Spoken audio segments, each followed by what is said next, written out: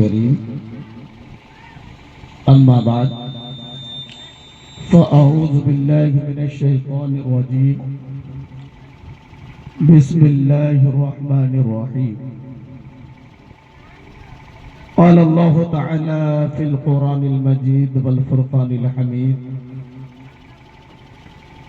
وقضى ربك ألا تعبدوا إلا إياه وبالوالدين إحسانا آمنت بالله صدق الله العظيم وبلغنا رسوله النبي الأمين الكريم ونحن على ذلك من الشاهدين والشاكرين والحمد لله رب العالمين. آئیے ہم اور آپ انتہائی خلوص و محبت کے ساتھ گنبد خضرا میں آرام فرمانے والے آقا و مولا احمد مجتبی محمد مصطفیٰ صلی اللہ علیہ وسلم کی بارگاہ ناز میں انتہائی خلوص و محبت کے ساتھ بآواز بلند درود پاک پڑھیں. اللہم صلی علی سیدنا و شفیعنا و نبینا و مولانا محمد و بارک وسلم. صلو علیہ صلاۃ و سلام علیک یا رسول اللہ صلی اللہ تعالی علیہ وسلم. معزز سامعین کرام، ہم سے قبل متعدد خطبہ اور شعراء حضرات سے آپ نے نعت پاک سماعت کر لی. خصوصیت کے ساتھ نقیب اعظم ہندوستان حضرت علامہ مولانا جمال اختر صاحب قبلہ سے بڑی خوبصورت نقابت آپ نے سماعت کی. بعدہ شاعر اہل سنت حضرت فیضان رضا صاحب قبلہ سے بڑی پیاری آواز میں آپ نے نعت پاک سماعت کی. سب سے پہلے ہم سب مل کر رب کی بارگاہ میں دعا کریں کہ مولا تبارک و تعالی جانے والے مرحوم یعنی الحاج محمد سلطان صاحب کی روح کو مولا اس اصال ثواب کی محفل کے وسیلے سے مولا ان کے جملہ خطاؤں کو معاف فرمائے، ان کے درجات کو بلند فرمائے، ان کی قبر پر رحمت و نور کی بارش عطا فرمائے. علامہ کفایت علی مراد آبادی علیہ رحمت و رضوان ارشاد فرماتے ہیں کہ کوئی گل باقی رہے گا نہ چمن رہ جائے گا، کوئی گل باقی رہے گا نہ چمن رہ جائے گا، پر رسول اللہ کا دین حسن رہ جائے گا. اور آگے فرماتے ہیں کہ ہم سفیر و باغ میں ہے کوئی دم کا چہچہا، بلبلیں اڑ جائیں گی سونا چمن رہ جائے گا. اور آخر میں ارشاد فرماتے ہیں کہ جو پڑھے گا صاحب لولاک کے اوپر درود، آگ سے محفوظ اس کا تن بدن رہ جائے. محبان گرامی و عزیزان ملت اسلامیہ، آج کی یہ محفل پاک اصال ثواب کے نام پر منعقد ہے. تو میں آپ کو ایک دو باتیں بتاؤں اور اپنی جگہ لوں کیونکہ وقت نہیں ہے کہ یہ ربیع النور شریف کا مبارک مہینہ ہمارے اور آپ کے سامنے گزر رہا ہے.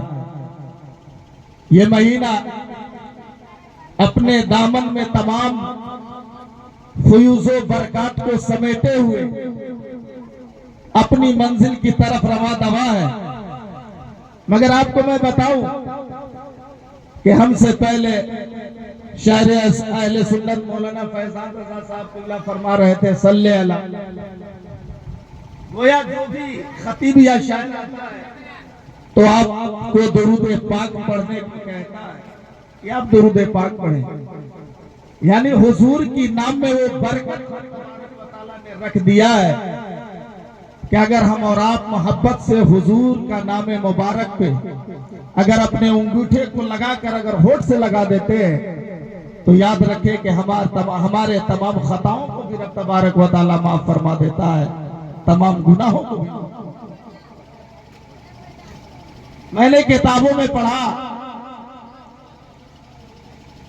کہ حضرت موسیٰ علیہ السلام کے زمانے میں ایک شخص بہت بڑا گناہگار تھا، خطاکار تھا، کوئی ایسا گناہ نہیں جو وہ نہیں کرتا، گناہوں کا انبار اس کے سروں پہ تھا، مگر جب انتقال ہوا تو لوگوں نے یہ فیصلہ کیا کہ یہ بندہ گناہگار ہے، خطاکار ہے، اس نے پوری زندگی گناہوں میں رہ کر گزار دی، چلو اسے اٹھا کر کوڑے دان میں پھینک دیتے ہیں، یہ اس لائق نہیں ہے کہ اسے قبر میں دفنایا جائے، اسے تجہیز و تکفین دی جائے۔ اللہ اکبر، تاریخ شاہد ہے، اس شخص کا انتقال ہوتا ہے، لوگ اٹھا کر اسے لے جا کر ڈسٹ بین کے پاس لے جا کر رکھ دیتے ہیں، جہاں گرد و غبار ہے، جہاں کیچڑ ہے، اس مقام پر لے جا کر اس شخص کو پھینک دیتے ہیں۔ حضرت موسیٰ علیہ السلام کے پاس وحی الہی نازل ہو جاتی ہے اور رب تبارک و تعالیٰ فرماتا ہے، اے میرے کلیم موسیٰ، جاؤ اس بندے کے پاس، میرا ایک بندہ دنیا سے چھوڑ کر چلا گیا، انتقال کر گیا، مگر ہمارے بندوں نے اسے اٹھا کر لے جا کر کچرے میں پھینک دیا ہے، اسے اٹھا کر تجہیز و تکفین کرو، اس کی نماز جنازہ پڑھو۔ حضرت موسیٰ علیہ السلام اپنی قوم کے پاس آتے ہیں اور فرماتے ہیں کہ مجھے فلاں مقام پر لے چلو۔ جب وہاں پہنچتے ہیں کیا دیکھتے ہیں کہ اس شخص کی باڈی پڑی ہوئی ہے، اس شخص کا لاش پڑا ہوا ہے، جو کبھی نیکی نہیں کرتا تھا، جو شراب پیتا تھا، جو جوا کھیلتا تھا، جو پوری زندگی گناہوں میں رہ کر گزار دیا۔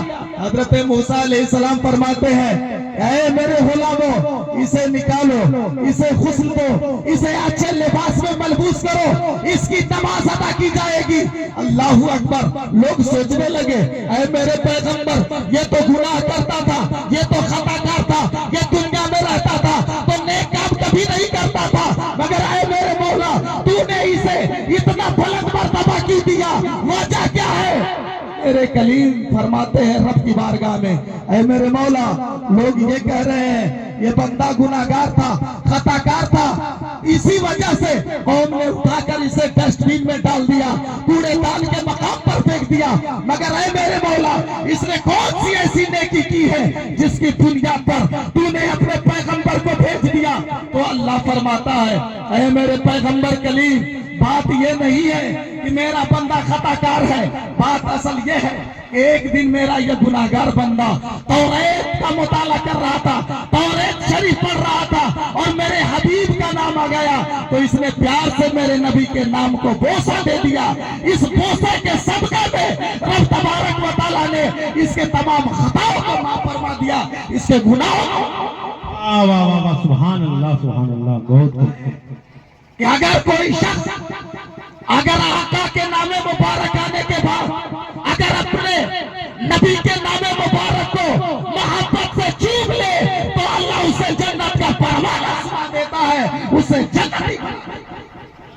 تو میں یہ کہہ سکتا ہوں کہ جانے والے مرحوم حاجی سلطان صاحب نمازی تھے یا نہیں، میں ان کی حالت زندگی سے واقف نہیں، مگر میں اتنا ضرور کہہ سکتا ہوں کہ اگر ان کے سینے میں حضور کی محبت ہوگی، اگر ایک شخص نبی کے نام مبارک کو چوم کر اگر جنتی ہو سکتا ہے تو جو شخص اپنے سینے میں نبی کی محبت کو سجایا ہوگا تو اللہ اسے جنت میں کبھی نہیں ڈالے، وہ جنتی ہوگا، اسے جنت کا پروانہ۔ مسلمانوں، تو ہمیں چاہیے کہ ہم اور آپ اپنے سینے میں حضور کی محبت پیدا کریں، حضور کی محبت سینے میں رکھ کر دنیا سے جائے تو جانے کے بعد جو مزہ ملے گی دنیا کے کسی اور رانائیوں میں وہ مزہ نہیں ملے گا۔ مسلمانوں، تو میں ایک آیت کریمہ تلاوت کیا، اللہ رب العزت نے ارشاد فرمایا، وَقَضَى رَبُّكَ أَلَّا تَعْبُدُوا إِلَّا إِيَّاهُ، تیرے رب نے تجھے حکم فرمایا اِلَّا إِيَّاهُ، صرف اللہ کی عبادت کرو، وَبِالْوَالِدَيْنِ إِحْسَانًا، اور اپنے ماں باپ کے ساتھ اچھا سلوک۔ اچھا سلوک کا مطلب کیا ہے؟ باپ جب زندہ ہو تو باپ جو کہے اس کی بات مانو، اور باپ جب دنیا سے چلا جائے تو اس کے نام پر اصال ثواب کرو، دعائے مغفرت کی محفل سجاؤ۔ یہی تو ہے باپ کی خدمت۔ مگر ہمارا اور آپ کا اصول الٹا ہوتا جا رہا ہے کہ جب ہم ظاہری زندگی میں ہوتے ہیں باپ کو نہیں مانتے ہیں، باپ کی بات کو نہیں مانیں گے۔ باپ جب دنیا سے چلا جائے گا سر پیٹیں گے، چلائیں گے، چیخیں گے، بڑے بڑے علماء کو بلائیں گے، بڑے بڑے پیرانے اعظام کو بلائیں گے۔ مسلمانوں یاد رکھو، کسی پیر کی دعا میں وہ دم نہیں، کسی کے پیر کی طاقت میں دعا میں وہ طاقت نہیں جو تمہارے باپ کی دعا میں، جو تمہارے والدین کے دعا میں۔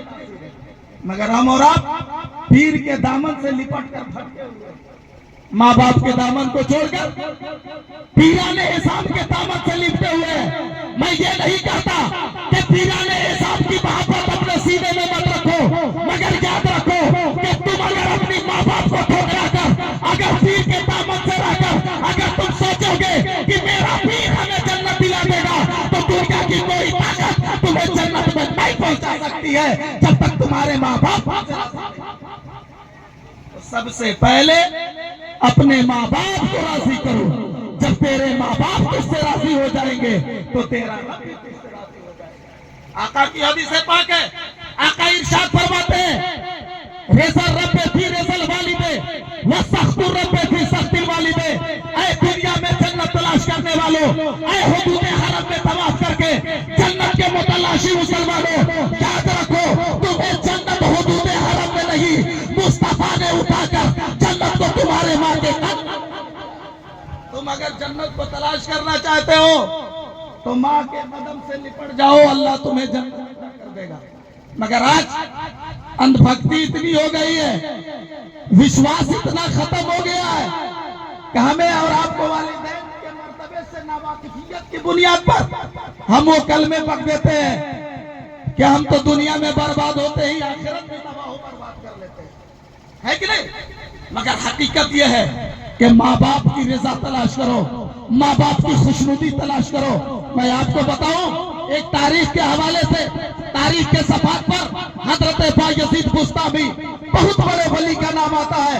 حضرت بایزید بسطامی پیدا ہوتے ہیں، والد کا سایہ سر سے اٹھ چکا ہے، ماں زندہ ہے، ماں باحیات ہے، ماں کی خدمت کرتے، روزہ رکھتے، نماز پڑھتے، کثرت نوافل کرتے۔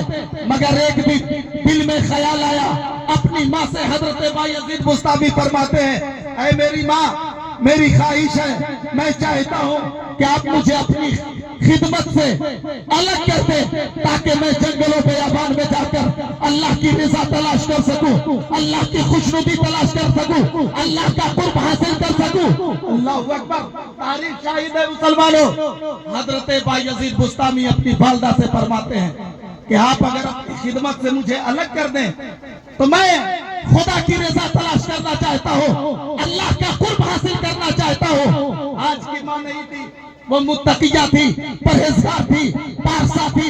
اس نے کہا بیٹے اگر تم اللہ کی رضا تلاش کرنا چاہتے ہو، اگر تم اللہ کی خوشنودی تلاش کرنا چاہتے ہو تو یاد رکھو آج سے تمہاری ماں تجھے اپنی خدمت سے آزاد، اللہ اکبر، اپنی خدمت سے آزاد کر رہی ہے۔ بوڑھی ماں، آج کی ماں ہوتی تو کہتی بیٹا میں تنہا ہوں، میری خدمت کرو، ضرورت پہ پانی لاؤ، ضرورت پہ کھانے لاؤ اور مجھے کھلاؤ۔ مگر بیٹا کہا کہ اے میری ماں مجھے اللہ کی رضا چاہیے، میں اللہ کا قرب حاصل کرنا چاہتا ہوں۔ ماں نے خوشی خوشی اسے رضامندی قبول کر لی، اسے آزاد کر دیا۔ اس کے بعد حضرت بایزید بسطامی کہاں جاتے ہیں؟ کسی شہر کا انتخاب نہیں کرتے، کسی یونیورسٹی یا کسی بڑے بڑے کالجوں کا سفر نہیں کرتے، بلکہ بڑے بڑے مکتب اور مدارس کا سفر نہیں کرتے، بلکہ جنگلوں بیابان کا رخ کرتے ہیں اور مصلی بچھاتے ہیں، خدا کی بارگاہ میں عبادت کرنے لگتے ہیں، ریاضت کرنے لگتے ہیں، نوافل کی کثرت کرنے لگتے ہیں۔ 1 سال نہیں، 2 سال نہیں، 3 سال نہیں، تقریباً کم و بیش 20 سال گزر گئے۔ ایک دن دل میں خیال آیا چلو دیکھتا ہوں میری ماں باحیات ہے یا نہیں۔ میری ماں زندہ ہے یا نہیں؟ کہے ایسا تو نہیں کہ میری ماں دنیا سے چلی گئی۔ حضرت بایزید بستامی خدا کا قرب حاصل کرنے نکلے ہیں، آتے ہیں ماں سے ملاقات کے لیے، دروازے پہ دستک دیتے ہیں، اندر سے بوڑھی ماں آواز دیتی ہے، کون؟ بیٹا کہتا ہے ماں تیرا بیٹا بایزید بستامی تیرے دروازے پر آیا ہوا ہے۔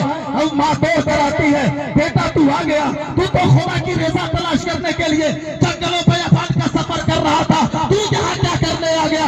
کہا ماں میں تیری حالت دیکھنے آیا ہوں، عبادت اپنی جگہ پر، ریاضت اپنی جگہ پر، تقویٰ اپنی جگہ پر، مگر اے میری ماں جو رب نے تیری دعا میں تاثیر رکھ دی ہے، صبح قیامت تک وہ حدود حرم میں دعا میں تاثیر نہیں ہے جو دعا میری ماں نے۔ اللہ اکبر۔ تاریخ بتاتی ہے ماں نے کہا بیٹا تو آ گیا ہے تو میں چاہتی ہوں کہ آج کی رات میرا بیٹا میرے ساتھ گزارے۔ اللہ اکبر کبیرہ۔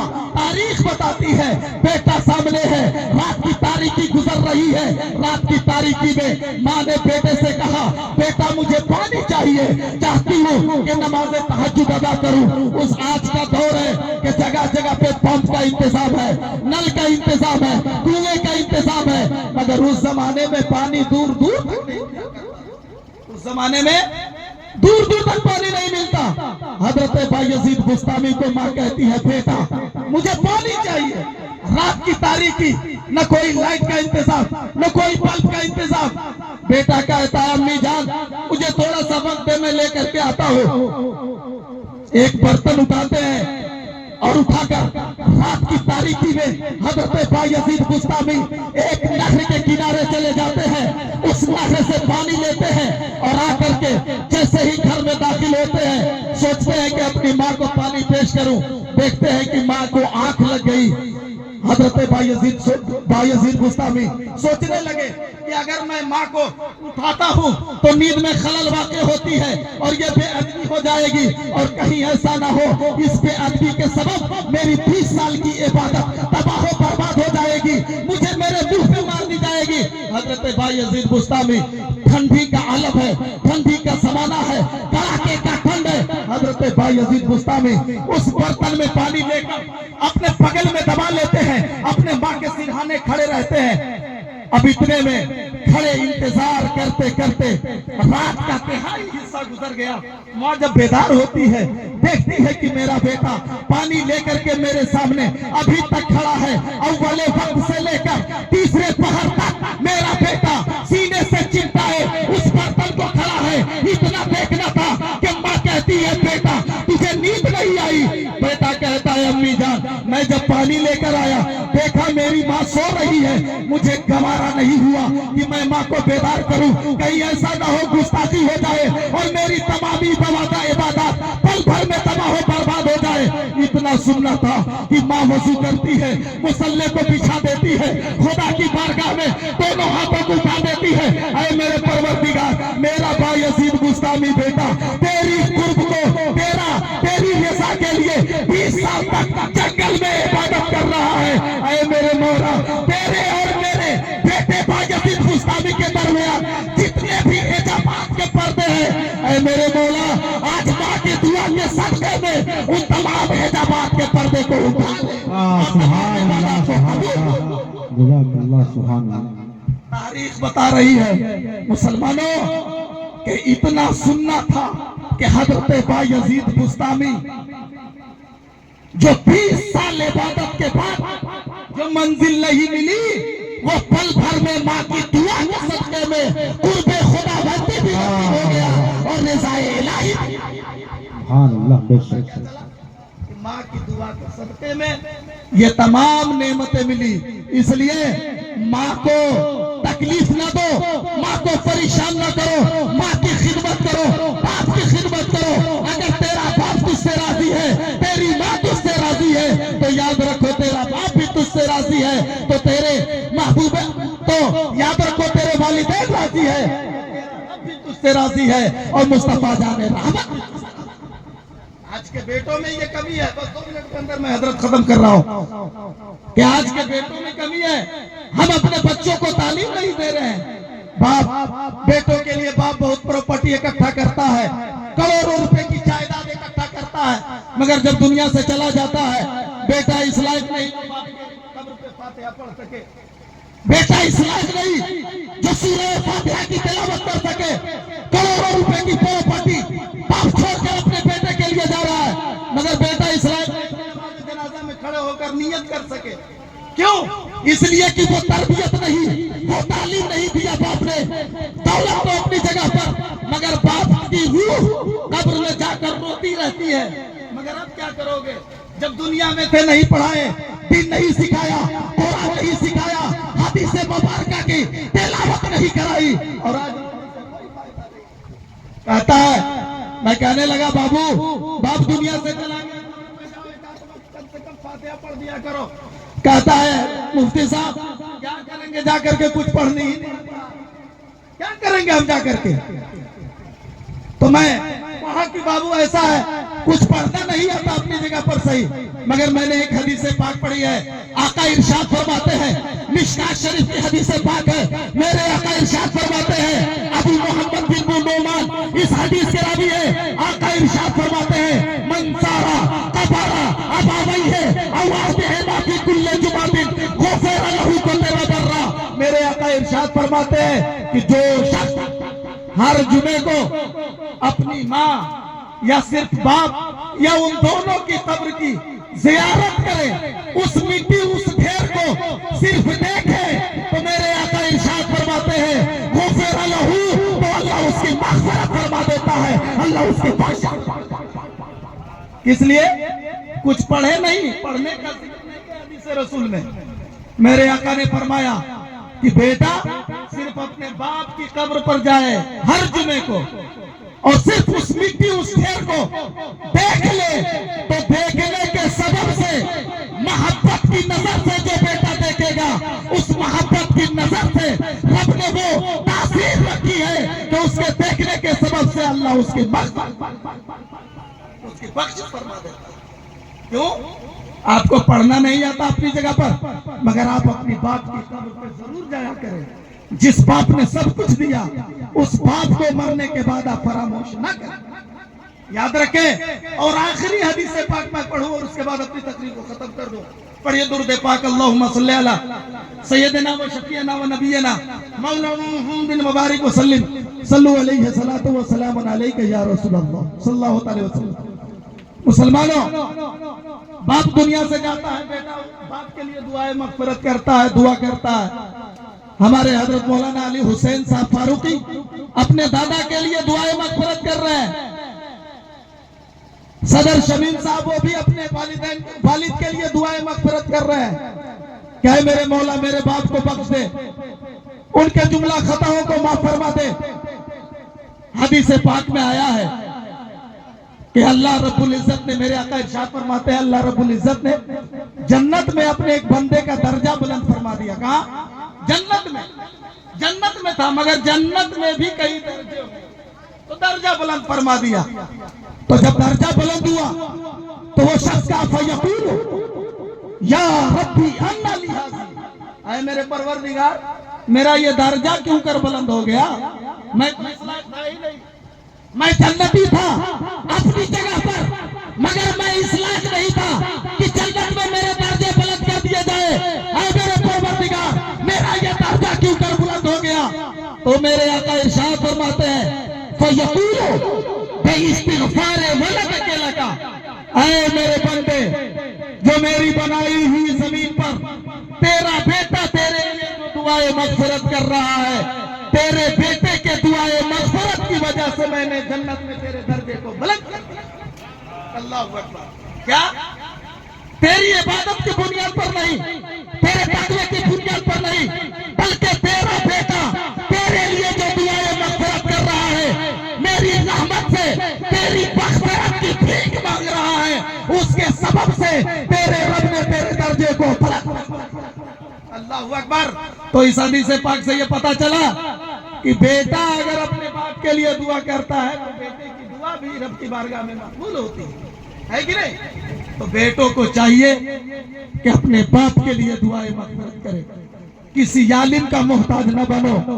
اگر باپ کا فاتحہ کرنا ہو تو کسی مفتی کو بلانے کی ضرورت نہ پڑے، کسی عالم کو بلانے کی ضرورت نہ پڑے، خود مختاری اختیار کرو، اپنے بچوں کو پڑھاؤ، فاتحہ کرانا ہو، کسی کا محتاج نہ بنو، خود مصلی بچھاؤ، خود قرآن کی تلاوت کرو اور خود اپنے باپ کے لیے دعائیں مغفرت کرو، اللہ تمہاری دعاؤں کو قبول۔ تو رب کی بارگاہ میں دعا کریں کہ مولا تبارک و تعالی ہم سب کی حاضری کو قبول فرمائے، جانے والے مرحوم علی جناب حاجی سلطان صاحب کے جملہ خطاؤں کو معاف فرمائے، اور اس مبارک مہینے کے صدقے میں اللہ ہم سب کا خاتمہ ایمان بالخیر فرمائے۔